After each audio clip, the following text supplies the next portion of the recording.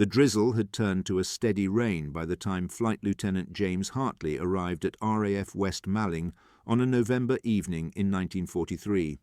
His boots splashed through puddles as he made his way across the tarmac, his kit bag slung over one shoulder, his leather flight jacket already soaked through. In the distance, beyond the control tower and the dispersal huts, he could see them, dark silhouettes against the grey English sky, their twin engines cowled and silent, waiting. De Havilland mosquitoes, night fighters, the aircraft he would either master or die in. The station commander, Group Captain William Thornton, was a man whose face bore the lines of too many young pilots lost, too many operations that had gone wrong. He stood in his office, studying a map of southern England, peppered with red pins marking enemy bomber incursions, when Hartley knocked on the doorframe. "Hartley, reporting for duty, sir." Thornton looked up, his eyes taking in the new pilot with practiced assessment. 24 years old, perhaps 25. Too young to look that tired, but then again, most of them look tired these days. "At ease, Lieutenant. Welcome to 85 Squadron. I see from your records you flew Hurricanes during the Battle of Britain." "Yes, sir. 17 confirmed kills, 3 probables." "Day fighting." Thornton's tone suggested this was a different world entirely. Night fighting is nothing like what you're used to. You won't see your enemy until the last seconds, if at all. You'll be hunting in darkness, guided by radar and instinct, in an aircraft that's faster than anything you've flown before and far less forgiving of mistakes. Hartley stood straighter. "I'm ready, sir." "We'll see." Thornton moved to the window, gesturing toward the flight line where the mosquitoes sat. "Beautiful aircraft, aren't they? Made almost entirely of wood, plywood and balsa, which makes them remarkably light and extraordinarily quiet. The Germans call them mosquito, and they fear them. With good reason. Our mosquitoes carry AI Mark 8 radar, 4 20mm cannons, and 4 303 machine guns, all in the nose. When you find your target, you can tear it apart in seconds. And the radar operator, sir. You'll be paired with Flight Sergeant Peter Collins, 22 years old, brilliant mind for radar, nerves of steel. He's been with us for 6 months, flown with 3 different pilots. The first 2 are dead." Thornton let that sink in. "Collins is good at his job, Hartley. Very good. The question is whether you're good enough at yours to keep both of you alive." Collins was waiting in the crew room when Hartley arrived, a slim young man with wire-rimmed glasses and ink stains on his fingers from filling out navigation logs. He stood when Hartley entered, extending his hand with a cautious smile. "Flight Lieutenant Hartley, I've heard about you. Battle of Britain ace. Impressive record." "That was daytime work," Hartley said, shaking his hand. "This is different." "Very different." Collins gestured to a table covered with charts and technical manuals. "The Mosquito is fast, over 380 miles per hour at altitude, but it's also delicate. The wooden construction makes it vulnerable to cannon fire. One good burst from a German night fighter's Schrager music, and we're done for." He saw Hartley's questioning look. "Upward-firing cannons. The Germans mount them on their night fighters to attack bombers from below, where there's no defensive fire. We have to be constantly aware that we're not just hunters. Sometimes we're the hunted." Over the next week, Hartley trained intensively. He spent hours in the cockpit familiarizing himself with the Mosquito's controls, feeling how she responded differently from the Hurricane's brutal directness. The Mosquito was sensitive, almost alive under his hands. In the navigator's position behind him, Collins worked the AI radar, calling out phantom targets as Hartley practiced interception patterns. "Contact, 11 o'clock, range 4 miles, Collins would call, his voice calm and precise through the intercom. Hartley would bank left, adjusting altitude, closing the distance. "Range? 3 miles. Steady on this heading. Target climbing slowly."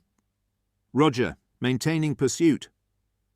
It was like learning to hunt by sound alone, trusting completely in the voice behind you, in the green glow of the radar scope that you couldn't see, in instruments and radio waves instead of your own eyes. For a pilot trained to fight by visual contact, by seeing the enemy's aircraft and maneuvers, it felt unnatural, almost wrong. But gradually, through repetition and practice, it began to make sense. The rhythm of the hunt became familiar. The initial radar contact, the careful approach, the narrowing range, and finally the moment when the target appeared in the darkness ahead, a shadow against stars or clouds, and everything distilled down to aim and fire. Their first operational sortie came on a cold December night. German bombers had been hitting London and other cities with increasing frequency, and 85 Squadron had been tasked with protecting the approaches to the capital.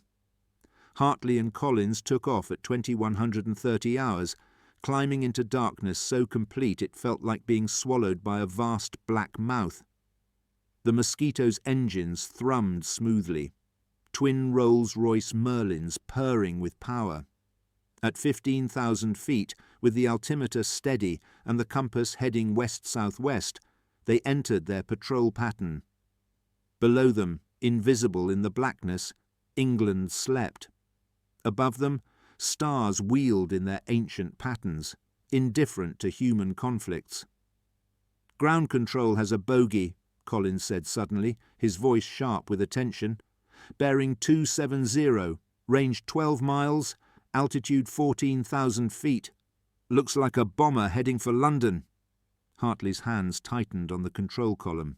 "Confirmed. Turning to intercept." He banked the Mosquito smoothly, feeling her respond instantly. The airspeed indicator crept up as he pushed the throttles forward. 250 knots, 280, 300. Fast enough to catch any German bomber, fast enough to run down even the newer Heinkel 177s. "Range 10 miles. Target steady on course. He doesn't know we're here." That was the beauty and the terror of night fighting. The German bomber crew would have no idea a predator was stalking them through the darkness. No warning, no chance to evade or fight back, until suddenly their aircraft was being torn apart by cannon fire, and they were falling, burning, toward the earth below. "Range 6 miles. Still steady. We're coming up on his 6 o'clock." Hartley adjusted altitude, climbing slightly to approach from below and behind, the classic position. His thumb rested on the firing button. 4 20mm cannons and 4 machine guns, all harmonized to converge at 400 yards, devastating firepower. 4 miles. I'm getting a solid return. Big target. Probably a Heinkel 111 or Junkers 88. 3 miles. 2 miles. You should have visual soon. Hartley stared into the darkness ahead, willing his eyes to pick out something. Anything. Nothing. Just blackness. His heart hammered against his ribs. Where was it? Where? There. A shadow slightly darker than the night around it, a shape barely distinguishable against the star field. Twin engines, high tail. Heinkel 111 bomber, exactly as Collins had predicted. "Visual contact," Hartley said, his voice steady despite the adrenaline flooding his system. "Closing to 400 yards." The Heinkel grew larger in his windscreen. Still, the German crew seemed unaware. Hartley could see the darker rectangles of the bomber's windows now, could imagine the men inside. Pilot, co-pilot, navigator, bombardier, gunners. Young men like himself, believing in their cause, following orders, trying to survive. 350 yards, Collins called. Hartley's finger tightened on the firing button. This was the moment. This was what all the training had built toward. One squeeze, and the Heinkel would be shredded. But something made him hesitate. Not fear, not cowardice, but a sudden crushing awareness of what he was about to do. Those men in that bomber had families, lives, futures. In seconds, they would have none of those things, and it would be because he pulled a trigger. "Hartley!" Collins's voice held a question. "We're at optimal range." The Heinkel began a gentle turn to port, still unaware. In moments it would be too late, the angle wrong, the opportunity lost. German bombs would fall on London. British civilians would die instead of German airmen. Hartley fired. The Mosquito shuddered as all 8 guns opened up simultaneously, a storm of metal pouring into the night. Tracer rounds drew bright lines from his aircraft to the bomber, and he saw them impact along the Heinkel's port wing and fuselage. Pieces flew off into the darkness. The bomber's port engine erupted in flames, spewing fire and smoke. "Good hits!" Collins shouted. "He's burning!" The Heinkel dropped away sharply, its pilot desperately trying to maintain control. Hartley followed, lining up for a second burst. This time he aimed for the cockpit. The cannons roared again, and he saw the windscreen shatter, saw the entire nose section disintegrate under the concentrated fire. The Heinkel went into a spin, flames streaming from both engines now, spiralling down through the night like a falling star. Hartley watched it fall, counting seconds, waiting for parachutes to blossom. One appeared, a white mushroom against the darkness. Then another. But there should have been 5. "Confirmed kill," Collins said quietly. "Well done." Hartley said nothing. He pulled the Mosquito around, heading back to their patrol area, but his hands were shaking slightly on the controls. Behind him, Collins was silent, understanding perhaps that some things didn't need to be said. They landed at West Malling at 02:30 hours. The debriefing was brief. 1 Heinkel 111 destroyed, grid reference recorded, time noted. Group Captain Thornton shook Hartley's hand, congratulated him on his first night kill, and dismissed them. But as Hartley walked across the dark tarmac toward the barracks, the adrenaline draining away and leaving only exhaustion, he felt no triumph, no satisfaction, only a hollow sense that something fundamental had changed inside him. In the weeks that followed, Hartley and Collins flew 23 more sorties. They shot down 4 more German bombers, 2 Junkers 88s, another Heinkel 111, and a Dornier 217 that had been part of a raid on Bristol. With each kill, Hartley's reputation grew. The other pilots began to look at him differently, with respect mixed with something else. Perhaps envy, perhaps fear of their own mortality reflected in his success. But it was during their 24th sortie, on a January night in 1944, that everything changed. They had been vectored toward a large formation of German bombers approaching from the southeast, part of Operation Steinbock, the renewed Luftwaffe offensive against London. Intelligence estimated 40 to 50 aircraft, a major raid. Every available night fighter had been scrambled, Mosquitoes and Beaufighters both, to intercept before the Germans reached the city. "Multiple contacts," Collins called out, his voice tight with tension. "Bearing 090, ranges from 8 to 15 miles. It's the whole formation."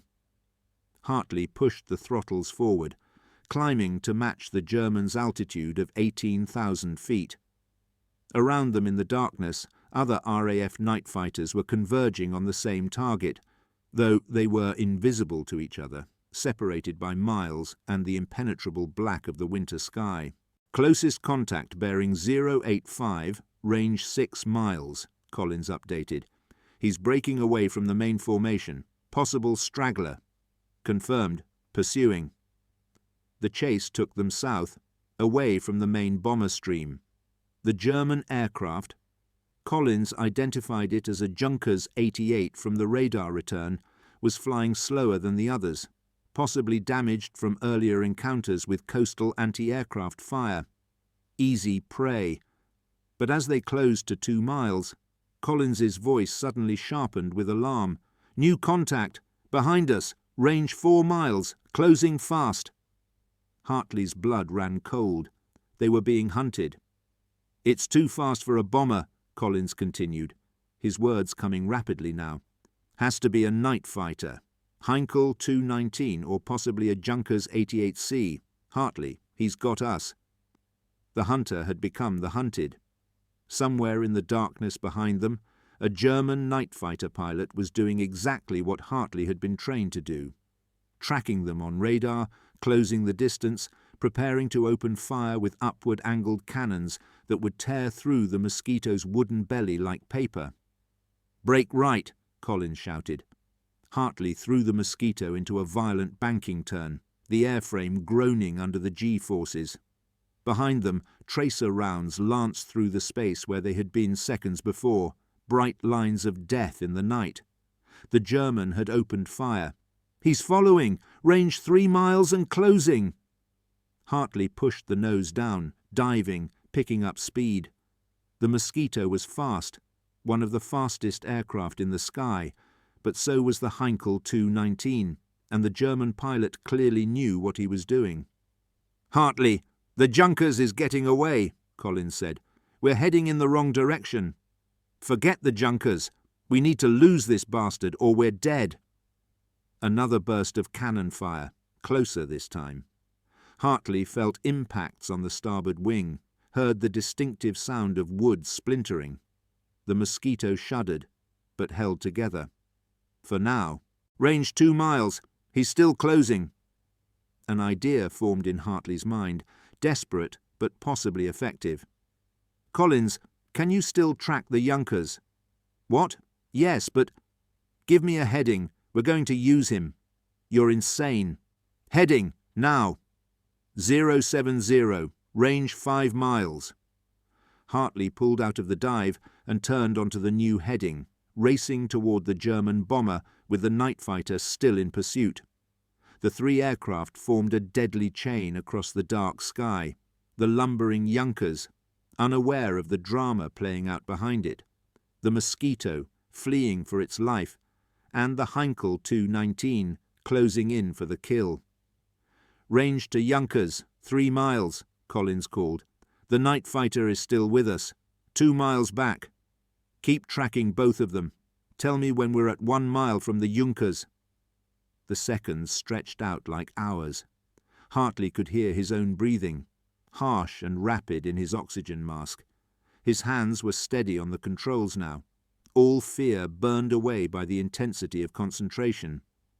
Everything narrowed down to speed, distance, timing. 1 mile to the Junkers, Collins announced. "Range to the night fighter?" 1.5 miles. He's preparing to fire again." "Hold on." Hartley yanked back on the control column, pulling the Mosquito up in a steep climb that pressed them both back into their seats.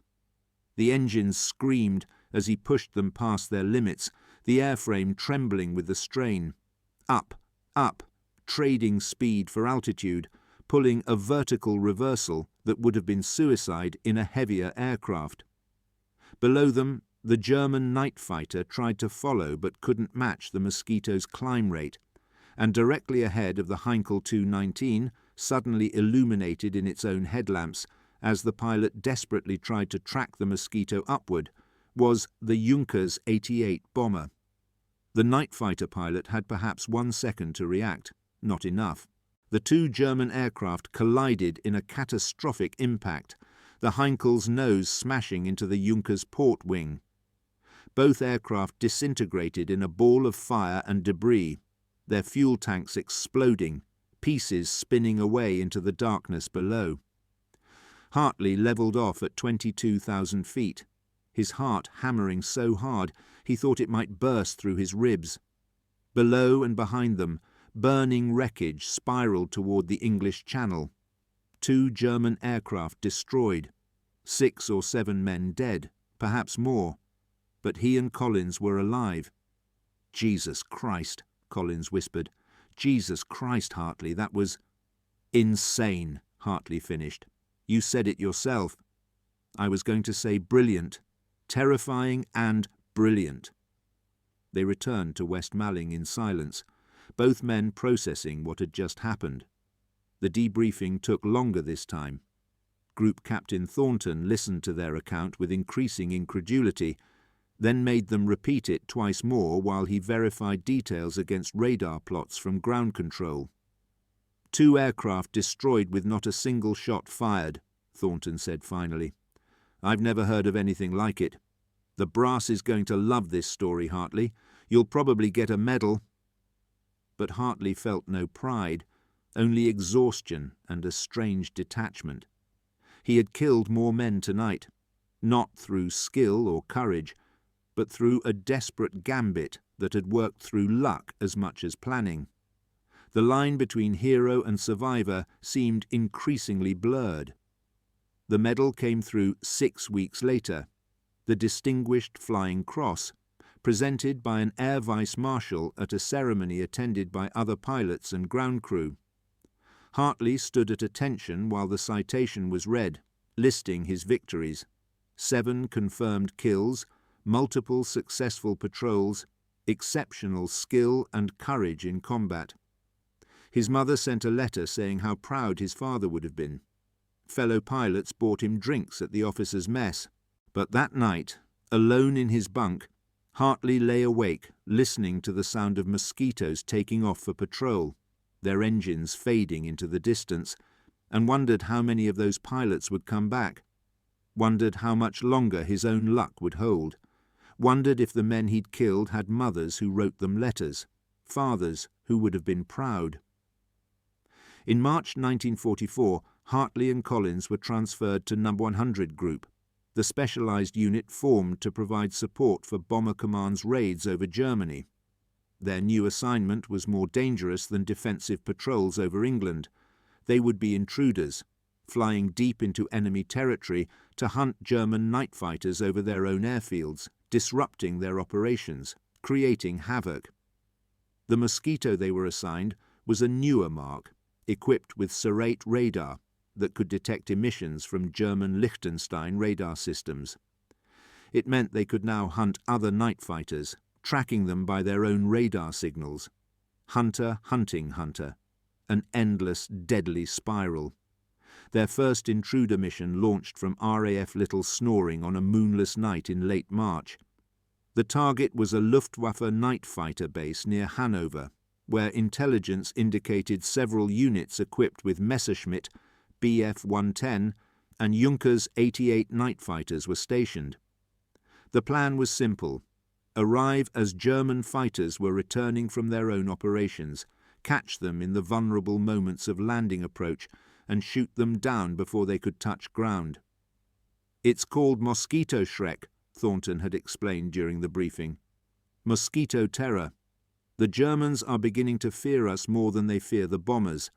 When their night fighters return from operations, low on fuel, pilots exhausted, they're easy targets. We're going to exploit that. The flight across the North Sea and into German airspace was tense but uneventful. They flew low, under radar coverage, their wooden construction making them difficult to detect even when German radar did sweep across them. Around them, the bomber stream was forming up, hundreds of Lancasters and Halifaxes heading for targets deeper in Germany. But Hartley and Collins split off early, heading for their separate objective. "Crossing the coast," Collins announced. "We're over enemy territory." Below them, Germany was blacked out, but occasionally Hartley could see searchlights stabbing upward, trying to illuminate the bomber stream. Anti-aircraft fire burst in brilliant orange flowers against the darkness. Men were dying down there, British and German both, caught in the machinery of war that ground on night after night with mechanical inevitability. "Serrate contact," Collins said suddenly. "Bearing 035, range 10 miles. Strong signal. Has to be a night fighter with active radar." "Following." They banked toward the contact, descending to 8,000 feet. Ahead, Hartley could see the faint lights of an airfield, carefully dimmed but still visible from the air. runways marked by minimal lighting, the control tower a dark shape against darker ground. Range 5 miles. The contact is circling the airfield. He's in the landing pattern. Perfect. A German night fighter, returning from operations, preparing to land. Fuel low, guard down, completely vulnerable. Hartley approached from the north, staying outside the airfield's anti-aircraft coverage. Through the darkness he could see it now. A twin-engine aircraft in the landing pattern, flaps down, gear extended. A Messerschmitt Bf 110, exactly as intelligence had predicted. 200 yards, Collins called out. He's lining up for final approach. Hartley positioned the Mosquito behind and slightly below the Bf 110, matching its speed, descending with it toward the runway. The German crew had no idea they were there. The Mosquito's wooden construction made it nearly silent compared to the roar of other aircraft, and in the darkness it was invisible. His finger moved to the trigger. This would be easy. A short burst. The Bf 110 would explode or crash, and they'd be gone before the anti-aircraft batteries could react. But something made him hesitate again. Through the canopy of the German fighter, he could see two silhouettes, pilot and radar operator, just like him and Collins. Two men who had probably been flying all night, hunting British bombers, doing their duty just as he did his. Exhausted, fuel running low, thinking they were safe, almost home. "Hartley," Collins's voice held concern. "We need to take the shot now or abort. The flak gunners will see us any second." In that moment, Hartley realized something that had been building inside him for months. The kills, the medals, the victories. None of it had made the war shorter or brought anyone back to life. It had only added more names to the endless list of the dead. He thought of Koji, the young kamikaze pilot who had admitted his fear in the darkness. He thought of the two parachutes that had emerged from the first Heinkel he'd shot down, and the 3 men who hadn't escaped. He thought of all the mothers writing letters, all the fathers trying to be proud while their hearts broke. "Hartley, searchlights! They've spotted us!" Brilliant white beams stabbed upward, sweeping across the sky, searching. One caught the edge of the Mosquito's wing, and immediately anti-aircraft fire began erupting around them, orange bursts of flame and shrapnel. The Bf 110 below them suddenly accelerated, its pilot realizing the danger, aborting the landing, trying to escape. But the German fighter was slow with its gear and flaps down, vulnerable. Hartley could still take the shot, should take the shot. That was why they were here. Instead, he pulled back on the stick and pushed the throttles to maximum power. The Mosquito leaped upward, climbing at an angle impossible for the heavily laden Bf 110 to match, escaping the searchlight beams and the anti-aircraft fire that followed them like angry hornets.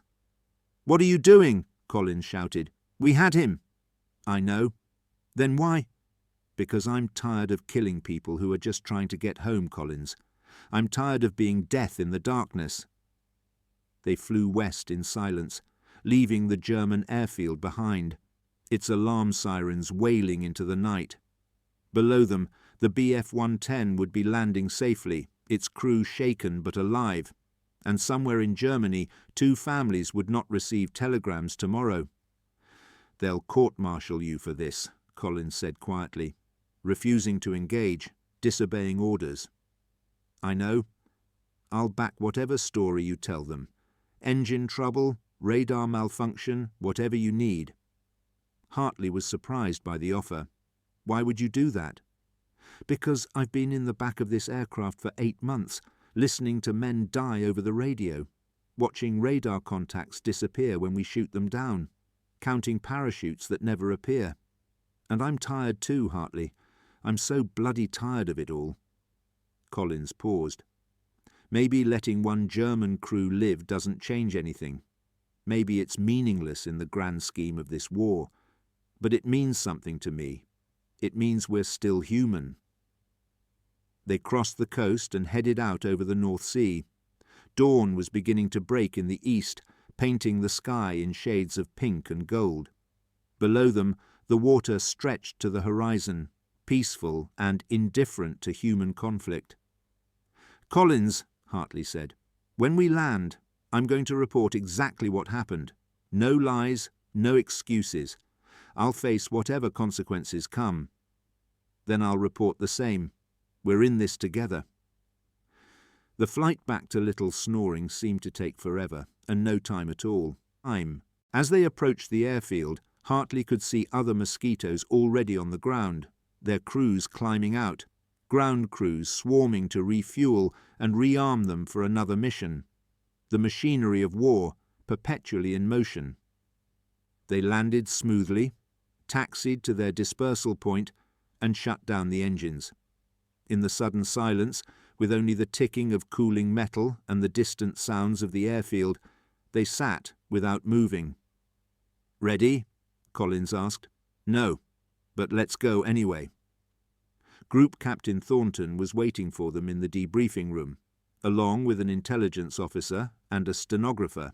His face was grim. "I've already heard from the other crews," Thornton said without preamble. 3 successful interceptions, 2 German night fighters destroyed on the ground, 1 damaged. A good night's work." He paused, his eyes boring into Hartley. "Except for you. You were observed in the vicinity of the target airfield but made no attack. Care to explain?" Hartley stood at attention. "I had a clear shot at a German night fighter in the landing pattern, sir. I chose not to take it." "You chose not to take it," Thornton repeated slowly. "Not equipment failure, not enemy action. You simply chose not to engage." "Yes, sir." "Why?" How could he explain it? How could he put into words the weight of all those deaths, the futility he felt, the moment of recognition when he saw himself reflected in the German crew? He couldn't. So he said simply, "Because I couldn't do it anymore, sir. I couldn't kill another man who was just trying to survive, just like me." The room fell silent. The stenographer had stopped typing. The intelligence officer stared at Hartley with a mixture of shock and disbelief. Thornton's expression was unreadable. "Do you understand what you're confessing to, Hartley? This is desertion, failure to engage the enemy. It's a court-martial offence. You could be stripped of your rank, your medals. You could face prison." "I understand, sir." Thornton stood and walked to the window, looking out at the flight line where Mosquitoes sat ready for the next mission. He was silent for a long moment. "I flew in the last war," he said finally, his voice quiet. 1917, Sopwith camels over France. I shot down 11 German aircraft before I was wounded and sent home. 11 young men, probably not much different from me, gone forever because I was a better shot, or luckier, or both. He turned to face Hartley. "For 27 years I've lived with those deaths. Some nights I still see their faces, still hear their engines as they went down. And I've asked myself 1,000 times if it was worth it, if any of it changed anything. Sir, Thornton held up a hand. "I'm not finished. You have 17 confirmed kills, Hartley. 17 aircraft destroyed, probably 50 or 60 men dead by your hand. You've done your duty and more. You've served with distinction and courage. But there comes a point when even the bravest man reaches his limit, when his conscience won't let him continue." He picked up a file from his desk. "I'm grounding you, Lieutenant Hartley. Medical discharge, combat fatigue. You're done flying." "Sir?" "This conversation never happened. The official report will state that you experienced equipment failure and were unable to engage. Do you understand?" Hartley understood. Thornton was giving him a way out, protecting him from court-martial, acknowledging that there was a limit to what could be asked of any man. "Yes, sir. Thank you, sir." "Don't thank me. Just live the rest of your life better than I've lived mine." Thornton looked at Collins. "That goes for you too, Sergeant. You're both dismissed." Outside the building, in the grey morning light, Hartley and Collins stood together, neither quite believing what had just happened. "What will you do?" Collins asked. "I don't know. Go home, I suppose. Try to remember what normal life was like." Hartley looked up at the sky, where clouds were forming, promising rain. "What about you?" "Same. Maybe go back to university. Study something peaceful. Literature, maybe. Or history. Learn about all the other wars, and hope we finally learn something from them." They shook hands. Two young men who had hunted together in darkness, who had dealt death from the sky, and who had finally chosen to stop. 6 months later, Germany surrendered. The war in Europe was over.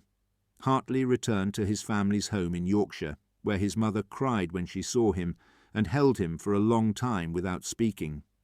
He got a job teaching mathematics at a local school, working with children who had lost fathers and brothers to the war, trying to give them something constructive to build their futures on.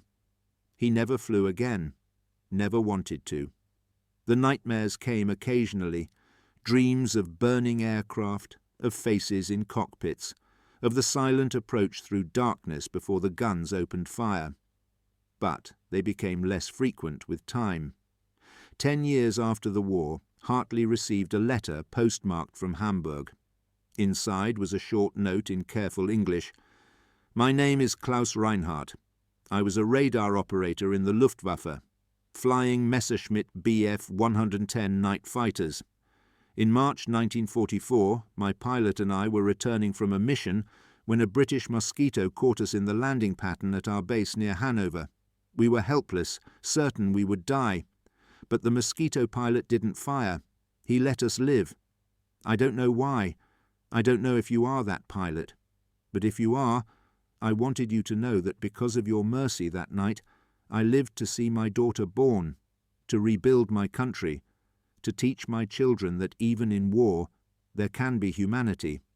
Thank you." Hartley kept that letter in his desk drawer for the rest of his life. When doubt crept in, when he questioned whether his decision that night had been cowardice or conscience, he would read it again and remember that sometimes the hardest thing a warrior can do is not to fight. The Mosquito night fighters were eventually retired, replaced by jet aircraft and more advanced technology. But veterans who flew them never forgot the experience of hunting in total silence, of being both predator and prey in the endless darkness, of the terrible power they wielded and the impossible choices they faced. On the wall of Hartley's study, alongside his teaching certificates and family photographs, hung a single small photograph, a de Havilland mosquito in flight, its elegant wooden frame silhouetted against clouds. No medals, no citations, no record of kills. Just the aircraft itself, beautiful and deadly, a reminder of what he had been and what he had chosen not to be. He died peacefully in 1987 at the age of 68, surrounded by his wife and children. At his funeral, an old man with a German accent appeared, introduced himself as Klaus Reinhardt, and placed a single white rose on the casket. "He gave me my life," Reinhardt told Hartley's widow, "when he had every reason to take it. That is the truest form of courage." The Mosquito night fighters hunted in total silence, dealing death from darkness with devastating efficiency. But perhaps their greatest legacy wasn't the aircraft they destroyed or the missions they completed. Perhaps it was the reminder that even in the midst of war's mechanized brutality, even when technology and duty demanded killing, individual human beings could still choose mercy. James Hartley made that choice on a March night in 1944, over a German airfield, when he let one enemy fighter live. And in doing so, he proved that the most silent hunter of all is conscience, and the bravest warriors are sometimes those who refuse to fight. The war ended. The aircraft were scrapped or sent to museums. The men who flew them grew old and died. But the choices they made echoed forward through generations, shaping the world their grandchildren would inherit. In the end, that was what mattered. Not the kills or the medals or the victories, but the moments when humanity triumphed over hatred, when mercy proved stronger than vengeance, when a tired pilot in a wooden aircraft chose to let another man go home. The night fighters hunted in total silence, but some of them also learned to forgive in silence, and that made all the difference.